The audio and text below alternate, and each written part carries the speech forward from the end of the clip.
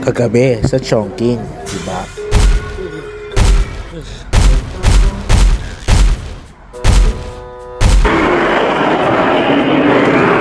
Eh, napabilis ako ng takbo. Baka kasi habulin ako ng Jurassic Park, diba?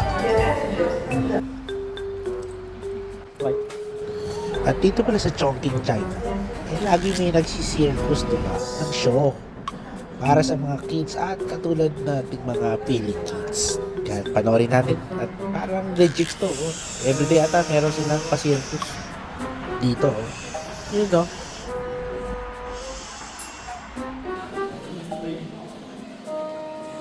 So dumating kayo ng medyo maaga ng before 7:30 p.m. show. Oh, this is cool ah. Pero kung mapapansin mo, wala pa rin nanonood kasi nga weekday, ordinaryong araw, di ba? Pero syempre, the show must go on.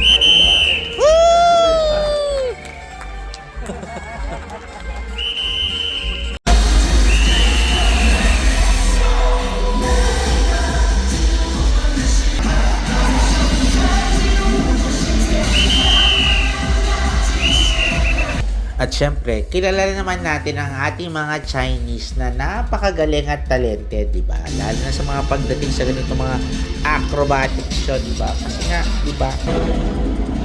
Winner eh, oh. Parang Carlos Yolo lang, oh. Yun, no?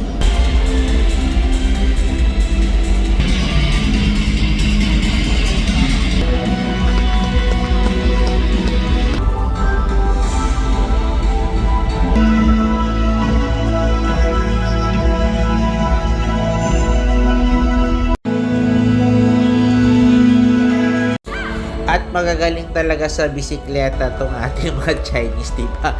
Pag kulang ang bisikleta, eh pwedeng sama-sama na lang sila sa isang bisikleta, di ba? Kasi nga na-flat yung ibang bisikleta, di ba?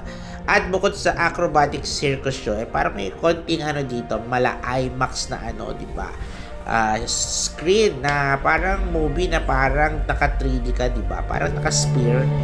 At ito, hindi, original to. Dahil bababa dito si Joker, di ba? At para mag-joke, di ba? Yun, no? Nako, hindi pa rin nag-joke si Joker kundi lumabas na naman tong dinosaur at napatakbo na naman ako. Pero maganda pumunta dito sa Chongqing Circus City, ha? Yun, no?